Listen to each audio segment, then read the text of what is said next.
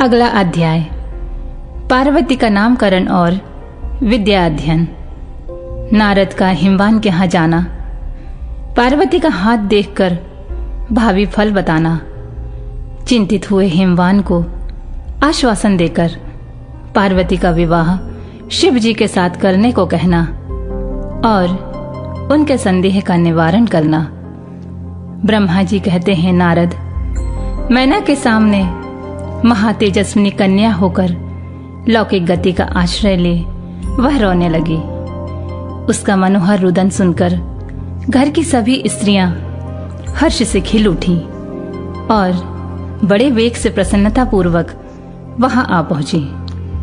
नीलकमल दल के समान श्याम कांति वाली उस परम तेजस्विनी और मनोरम कन्या को देखकर गिरिराज हिमालय अतिशय आनंद में निमग्न हो गए। तदनंतर सुंदर मुहूर्त में मुनियों के साथ हिमवान ने अपनी पुत्री के काली आदि सुखदायक नाम रखे। देवी शिवा गिरिराज के भवन में दिनों दिन बढ़ने लगी, ठीक उसी तरह जैसे वर्षा के समय गंगा जी की जल राशि और शरद ऋतु के शुक्ल पक्ष में चांदनी बढ़ती है। सुशीलता आदि गुणों से संयुक्त तथा बंधुजनों की प्यारी उस कन्या को कुटुंब के लोग अपने कुल के अनुरूप पार्वती नाम से पुकारने लगे। माता ने कालिका को उमा, अरे तपस्या मत कर कहकर तप करने से रोका था मुने। इसलिए वह सुंदर मुख वाली गिरिराज नंदिनी आगे चलकर लोक में उमा नाम से विख्यात हो गई। नारद, तदनंतर जब विद्या के उपदेश का समय आया तब शिवा देवी अपने चित्त को एकाग्र करके बड़ी प्रसन्नता के साथ श्रेष्ठ गुरु से विद्या पढ़ने लगी। पूर्व जन्म की सारी विद्याएं उन्हें उसी तरह प्राप्त हो गईं जैसे शरद काल में हंसों की पात अपने आप स्वर्गंगा के तट पर पहुंच जाती हैं और रात्रि में अपना प्रकाश स्वतः महाऔषधियों को प्राप्त हो जाता है मुने। इस प्रकार मैंने शिवा की किसी एक लीला का ही वर्णन किया है। अब अन्य लीला का वर्णन करूंगा, सुनो। एक समय की बात है, तुम भगवान शिव की प्रेरणा से प्रसन्नता पूर्वक हिमाचल के घर गए। मुने, तुम शिव तत्व के ज्ञाता और उनकी लीला के जानकारों में श्रेष्ठ हो। नारद, गिरिराज हिमालय ने तुम्हें घर पर आया देखकर प्रणाम करके तुम्हारी पूजा की और अपनी पुत्री को बुलाकर उससे तुम्हारे चरणों में प्रणाम करवाया। मुनीश्वर फिर स्वयं ही तुम्हें नमस्कार करके हिमाचल ने अपने सौभाग्य की सराहना की और अत्यंत मस्तक झुकाकर हाथ जोड़कर तुमसे कहा। हिमाचल बोले, हे मुने नारद, हे ब्रह्मपुत्रों में श्रेष्ठ ज्ञानवान प्रभु, आप सर्वज्ञ हैं और कृपा पूर्वक दूसरों के उपकार में लगे रहते हैं। मेरी पुत्री की जन्म कुंडली में जो गुण दोष हो उसे बताइए। मेरी बेटी किसके सौभाग्यवती प्रिय पत्नी होगी? ब्रह्मा जी कहते हैं, मुनि श्रेष्ठ, तुम बातचीत में कुशल और कौतुकी तो हो ही। गिरिराज हिमालय के ऐसा कहने पर तुमने कालिका का हाथ देखा और उसके संपूर्ण अंगों पर विशेष रूप से दृष्टिपात करके हिमालय से इस प्रकार कहना आरंभ किया। नारद बोले, शैलराज और मैना, आपकी यह पुत्री चंद्रमा की आदि कला के समान बढ़ी है। समस्त शुभ लक्षण इसके अंगों की शोभा बढ़ाते हैं। यह अपने पति के लिए अत्यंत सुखदायिनी होगी और माता पिता की भी कीर्ति बढ़ाएगी। संसार की समस्त नारियों में यह परम साध्वी और स्वजनों को सदा महान आनंद देने वाली होगी। गिरिराज, तुम्हारी पुत्री के हाथ में सब उत्तम लक्षण विद्यमान हैं, केवल एक रेखा विलक्षण है। उसका यथार्थ फल सुनो। इसे ऐसा पति प्राप्त होगा जो योगी, नंग धड़ंग रहने वाला, निर्गुण और निष्काम होगा। उसकी ना माँ होगी, ना बाप, उसे मान सम्मान का कोई भी ख्याल नहीं रहेगा और वह सदा अमंगल वेश धारण करेगा।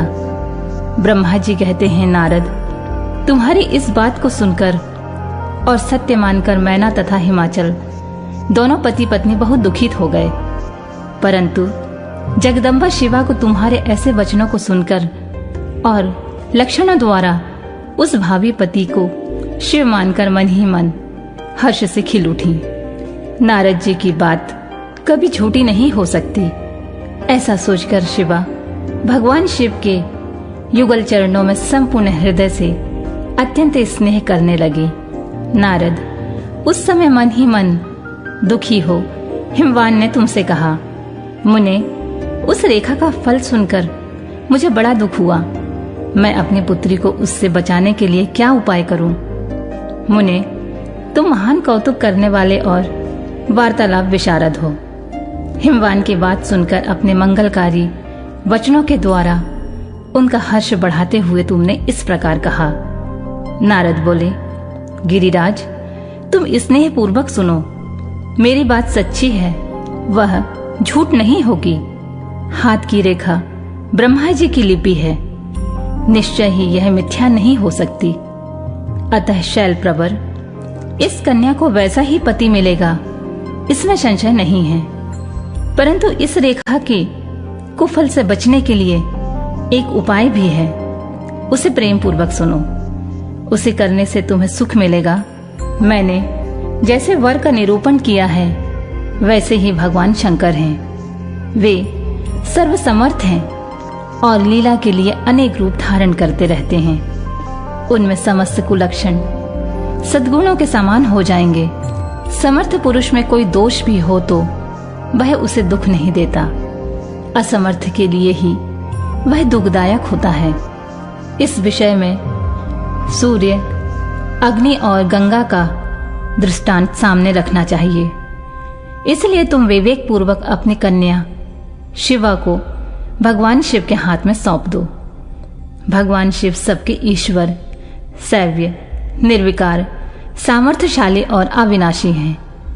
वे जल्दी ही प्रसन्न हो जाते हैं। अतः शिवा को ग्रहण कर लेंगे, इसमें संशय नहीं है। विशेषतः वे तपस्या से वश में हो जाते हैं। यदि शिवा तप करे तो सब काम ठीक हो जाएगा। सर्वेश्वर शिव सब प्रकार से समर्थ हैं।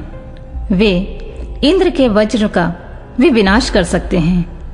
ब्रह्मा जी की उनके अधीन हैं तथा वे सबको सुख देने वाले हैं। पार्वती भगवान शंकर की प्यारी पत्नी होगी। वह सदा रुद्रदेव के अनुकूल रहेगी, क्योंकि यह महासाध्वी और उत्तम व्रत का पालन करने वाली है तथा माता पिता के सुख को बढ़ाने वाली है। यह तपस्या करके भगवान शिव के मन को अपने वश में कर लेंगी और वे भगवान भी इसके सिवा किसी दूसरी स्त्री से विवाह नहीं करेंगे। इन दोनों का प्रेम एक दूसरे के अनुरूप है। वैसा उच्च कोटि का प्रेम ना तो किसी का हुआ है, ना इस समय है और ना आगे होगा। गिरिश्रेष्ठ, इन्हें देवताओं के कार्य करने हैं। उनके जो जो काम नष्ट प्राय हो गए हैं, उन सब का इनके द्वारा पुनः उज्जीवन या उद्धार होगा। अधिराज, आपकी कन्या को पाकर ही भगवान हर अर्धनारीश्वर होंगे। इन दोनों का पुनः हर्षपूर्वक मिलन होगा। आपकी यह पुत्री अपनी तपस्या के प्रभाव से सर्वेश्वर महेश्वर को संतुष्ट करके उनके शरीर के आधे भाग को अपने अधिकार में कर लेगी, उनका अर्धांग बन जाएगी। गिरिश्रेष्ठ, तुम्हें अपनी यह कन्या भगवान शंकर के सिवा किसी दूसरे को नहीं देनी चाहिए। यह देवताओं का गुप्त रहस्य है, इसे कभी प्रकाशित नहीं करना चाहिए। हिमालय ने कहा, ज्ञानी मुने नारद, मैं आपको एक बात बता रहा हूं, उसे प्रेम पूर्वक सुनिए और आनंद का अनुभव कीजिए। सुना जाता है महादेव जी सब प्रकार की आसक्तियों का त्याग करके अपने मन को संयम में रखते हुए नित्य तपस्या करते हैं। देवताओं की भी दृष्टि में नहीं आते। देवर्षि, ध्यान मार्ग में स्थित हुए वे भगवान शंभु पर ब्रह्मा में लगाए हुए अपने मन को कैसे हटाएंगे? ध्यान छोड़कर विवाह करने में कैसे उद्यत होंगे? इस विषय में मुझे महान संदेह है। दीपक की लौ के समान प्रकाशमान, अविनाशी, प्रकृति से परे, निर्विकार, निर्गुण, सगुण, निर्विशेष और निरीह जो पर ब्रह्मा है, वही उनका अपना सदाशिव नाम स्वरूप है। अतः वे उसी का सर्वत्र साक्षात्कार करते हैं, किसी बाहरी अनात्म वस्तु पर दृष्टि नहीं डालते हैं। मुने, यहाँ आए हुए किन्नरों के मुख से उनके विषय में नित्य ऐसी बात सुनी जाती है। क्या वह बात मिथ्या ही है? विशेषतः यह बात भी सुनने में आती है कि भगवान हर ने पूर्व काल में सती के समक्ष एक प्रतिज्ञा की थी। उन्होंने कहा था, दक्ष कुमारी प्यारी सती, मैं तुम्हारे सिवा किसी दूसरी स्त्री का अपनी पत्नी बनाने के लिए न वरण करूंगा न ग्रहण। यह मैं तुमसे सत्य कहता हूं। इस प्रकार सती के साथ उन्होंने पहले ही प्रतिज्ञा कर ली है। अब सती के मर जाने पर वे दूसरी स्त्री को कैसे ग्रहण करेंगे? यह सुनकर तुमने कहा, महामते गिरिराज, इस विषय में तुम्हें चिंता नहीं करनी चाहिए। तुम्हारी यह पुत्री काली ही पूर्व काल में दक्ष कन्या सती हुई थी। उस समय इसी का सदा सर्वमंगलदायी नाम सती था। वे सती दक्ष कन्या होकर रुद्र की प्यारी पत्नी हुई थीं। उन्होंने पिता के यज्ञ में अनादर पाकर तथा भगवान शंकर का भी अपमान हुआ देख क्रोधपूर्वक अपने शरीर को त्याग दिया था। वे ही सती फिर तुम्हारे घर में उत्पन्न हुई हैं। तुम्हारी पुत्री साक्षात जगदम्बा शिवा है। यह पार्वती भगवान हर की पत्नी होगी, इसमें संशय नहीं है। नारद, ये सब बातें तुमने हिमवान को विस्तार पूर्वक बताई। पार्वती का यह पूर्व रूप और चरित्र प्रीति को बढ़ाने वाला है। काली के उस संपूर्ण पूर्व वृतांत को तुम्हारे मुख से सुनकर हिमवान अपनी पत्नी और पुत्र के साथ तत्काल संदेह रहित हो गए। इसी तरह तुम्हारे मुख से अपनी उस पूर्व कथा को सुनकर काली ने लज्जा के मारे मस्तक झुका लिया और उसके मुख पर मंद मुस्कान की प्रभा फैल गई। गिरिराज हिमालय पार्वती के उस चरित्र को सुनकर उसके माथे पर हाथ फेरने लगे और मस्तक सूंघकर उसे अपने आसन के पास बिठा लिया। नारद, इसके पश्चात तुम उसी क्षण प्रसन्नतापूर्वक स्वर्गलोक को चले गए और गिरिराज हिमवान भी मन ही मन मनोहर आनंद से युक्त हो अपने सर्व संपत्तिशाली भवन में प्रविष्ट हो गए।